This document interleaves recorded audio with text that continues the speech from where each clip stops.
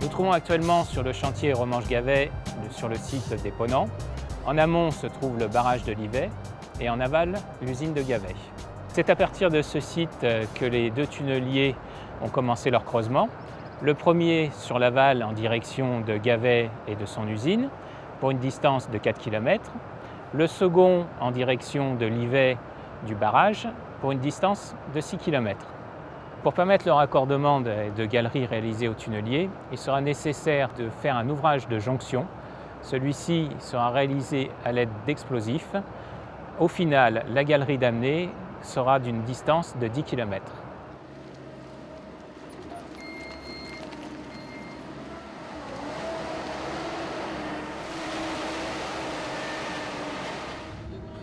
Pour chacun des deux tunneliers, 3 équipes de 15 personnes se relaient 3 fois par jour pour un travail continu 24 heures sur 24, 5 jours sur 7.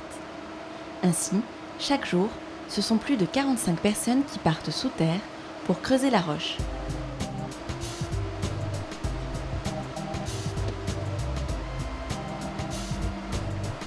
Chaque équipe prend le véhicule multiservice appelé VMS pour rejoindre le tunnelier. Cette impressionnante machine, longue de 200 mètres, possède un aménagement à l'arrière qui permet au VMS de se glisser par-dessous.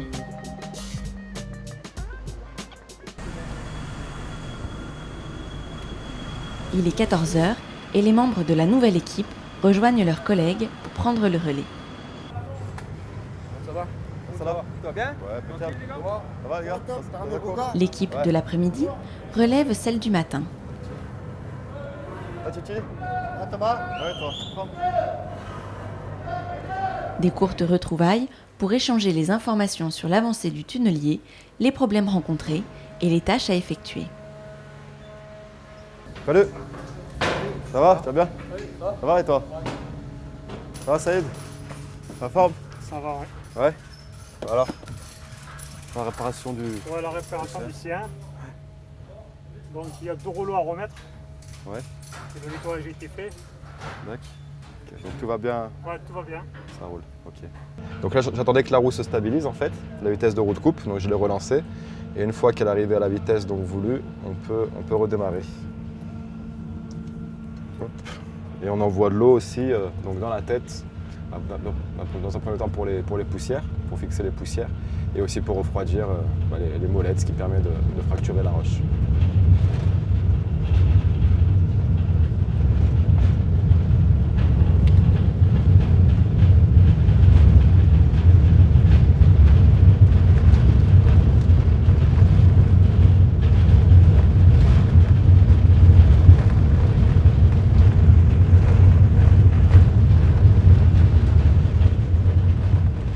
Donc là en fait on fait le recyclage gripper. Donc c'est les vérins qui nous tiennent contre la paroi en fait, pour pas que la machine tourne en même temps que la roue de coupe. Et donc on peut avancer d'1,80 m par 1,80 m. Et on les dessert, on pose les pieds, on les dessert, on les ravance et on les regrippe pour repartir pour une nouvelle foration.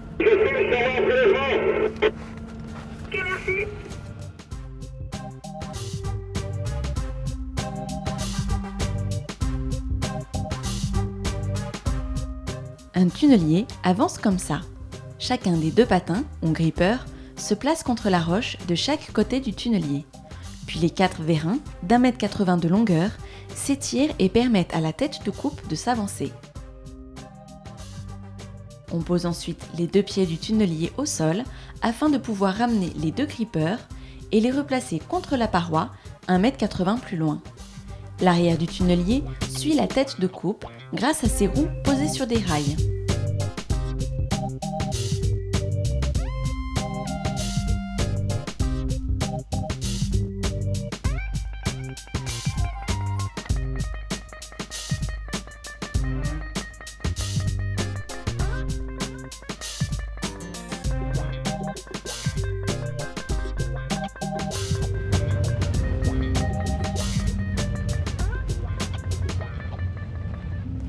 Pour le diriger, le pilote travaille avec le géomètre qui mesure l'emplacement exact du tunnelier et trace la trajectoire à suivre à l'aide des théodolites.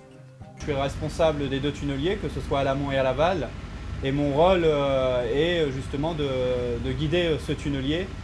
Et à l'arrivée de ce tunnelier, nous avons une tolérance. Cette tolérance est de 10 cm en planimétrie et 20 cm en altitude. Nous partons de références qui nous sont données par EDF à l'extérieur du tunnelier. Avec ces références, nous redéterminons les références qui sont sur le tunnelier. Et c'est grâce à ceci justement qu'on peut donner la trajectoire du tunnelier. Il faut tout de même être sûr de soi-même, étant donné que nous donnons tout de même des mesures qui sont quand même assez importantes au pilote du tunnelier afin qu'il arrive à la bonne destination. Donc c'est un métier qui est quand même assez prenant, on va dire. Ici on a la cible, donc qui nous est donnée par le théodolite, la position, donc ils sont à 5 ou 6 mètres d'écart. Et ça nous donne en fait l'avant de la machine et l'arrière si vous voulez, et donc ça nous donne la tendance, ça la machine plonge, va à gauche, va à droite, et donc nous il faut qu'on se rapproche au maximum de la cible. Et après sur des côtés, voilà, on met plus de pression si vous voulez, du côté opposé, de l'endroit où on veut faire partir la machine en fait. On va plus pousser à gauche pour la faire partir à droite, voilà, si on va être précis. On a aussi le roulis de la machine qu'elle peut prendre comme une perceuse en fait, qu'on tient si vous voulez, l'outil a tendance à partir, donc là il faut tout le temps ajuster la tête de coupe. Ouais. Il faut un petit peu avoir les yeux de partout, sur les graissages, les températures d'huile, les pressions. S'il y a pas, essayer de voir la panne avant qu'elle arrive, quoi. Pour éviter les pannes, des vérifications de pièces sont programmées régulièrement lors de l'avancée du tunnelier.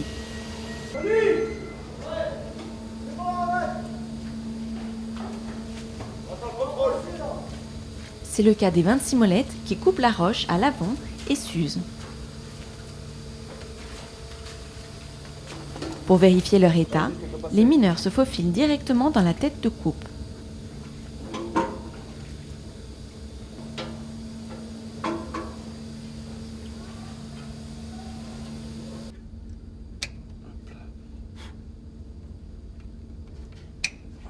Alors en fait on a un gabarit et chaque molette par rapport à son emplacement a une cote minimum. Et donc par rapport à ça, on prend les cotes d'usure et puis si elles sont trop usées, en fait, si on a dépassé la cote autorisée, il faut les remplacer.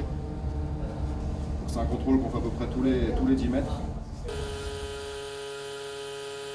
Grâce à une commande à distance, le pilote n'est pas obligé de regagner sa cabine pour faire tourner la tête de coupe et permettre le défilement des molettes.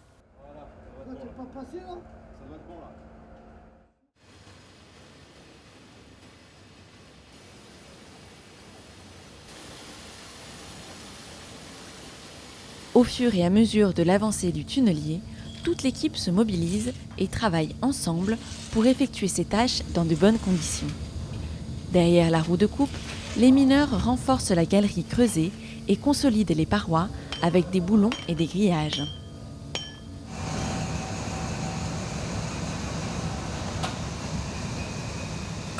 À l'arrière, ils récupèrent les rails et les déposent dans le train qui passe sous le tunnelier. Ces rails sont ensuite replacés devant les roues du tunnelier pour lui permettre de continuer sa progression. À chaque fois que l'équipe s'enfonce un peu plus dans la montagne, les réseaux d'électricité, de ventilation et les conduites d'eau sont rallongés. Les passerelles et autres passages sécurisés sont prolongés. Le convoyeur de bande, par lequel la roche est évacuée du tunnel, est agrandi.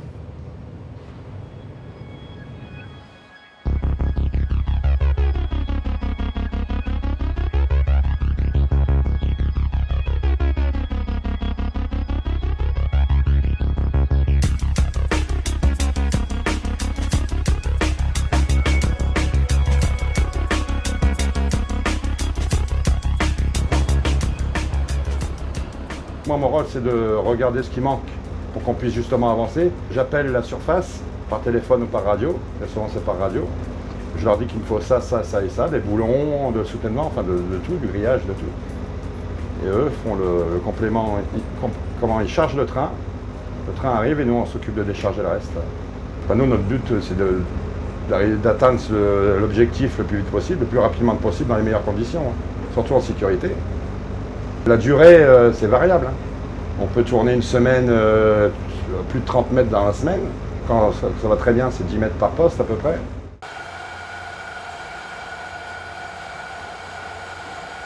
Régulièrement, le tunnel s'arrête pour les tâches de maintenance. C'est le cas lorsque les molettes sont trop usées et qu'il faut les changer. Elles sont acheminées jusqu'à la tête de coupe par le VMS et grâce à un réseau complexe de treuils et de poulies.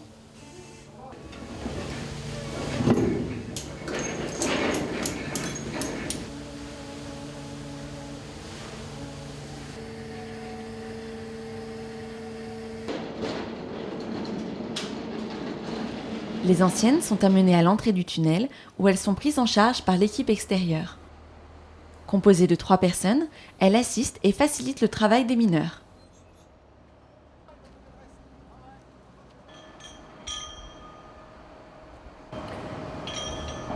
Nous, on fait partie de l'équipe de plateforme.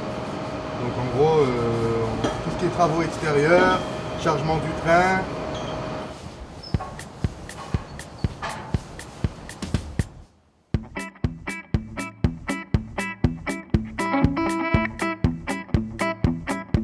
Les matériaux issus du creusement des tunneliers sont évacués du tunnel par le tapis convoyeur doublé.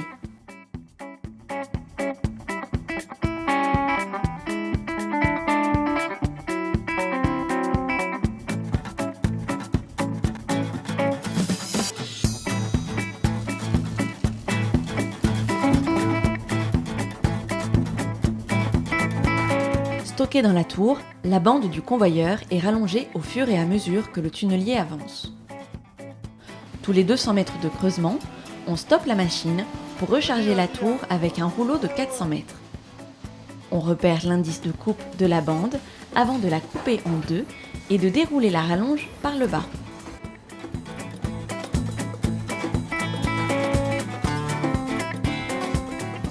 C'est par le principe de vulcanisation que les 2 extrémités de bande vont être collées l'une à l'autre. Après une suite de manipulations et de traitements, les 2 extrémités sont superposées puis collées entre elles grâce à une forte élévation de la température.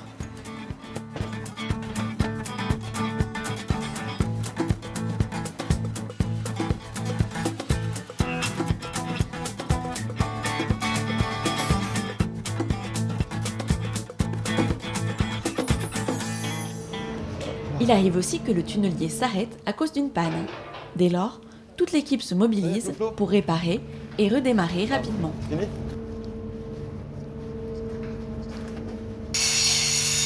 Et l'autre marteau, vous l'avez contrôlé ? Vous l'avez contrôlé l'autre marteau ?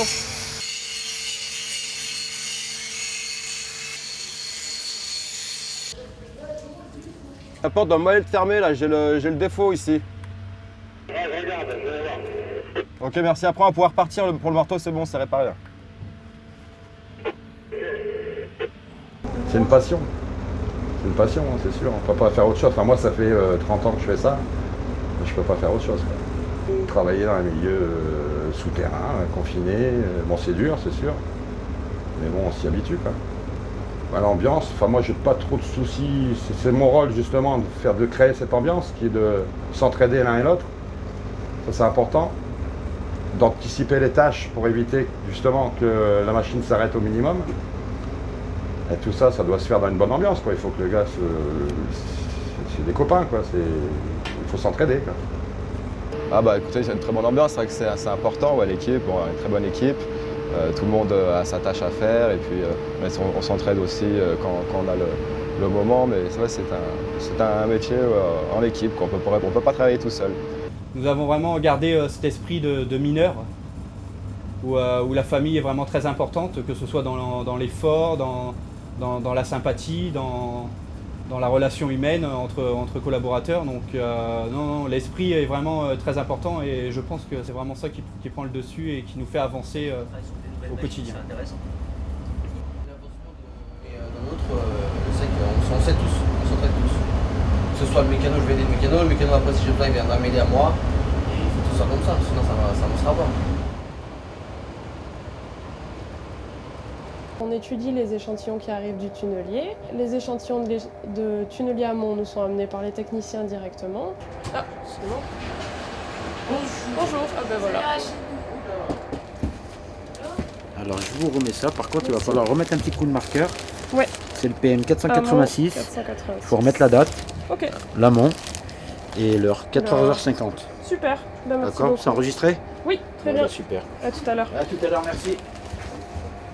Et ceux du tunnelier aval, comme le tunnelier est un petit peu plus loin, ils nous les déposent dans le convoyeur à bande dans une boîte métallique et on récupère les échantillons quand ils passent au-dessus ici avec un électroaimant.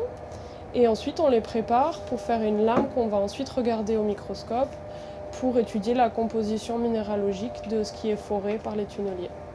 Alors la fréquence, on a un échantillon tous les mètres. Donc à chaque fois que le tunnelier avance d'un mètre, on reçoit un nouvel échantillon. Tout ce qui se passe, c'est que nous, on regarde ce qu'on a dans la roche, on le note et ça permet d'avoir un suivi. Donc en fait, on a depuis le départ un récapitulatif de tout ce qui a été vu mètre par mètre dans chaque direction. Il y a un carnet à la minute où on met les tâches en fait, que l'on fait avec le tunnelier, et un autre pour la relève où on va indiquer les pannes, les anomalies, les consignes qu'on aurait pu avoir, des remarques, des choses qu'on a pu constater, des choses comme ça. Il est 21h, l'équipe de nuit arrive pour prendre le relais sur le tunnelier.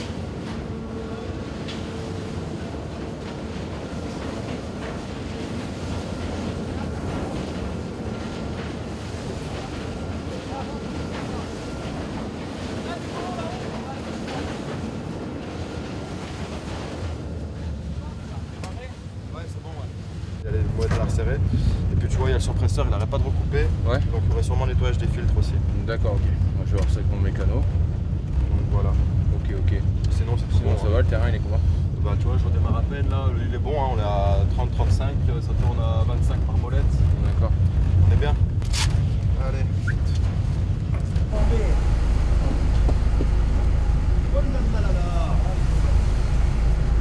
Ah, qu'est-ce qu'on essaie? Des consignes, je m'en vais. Place sur les pieds.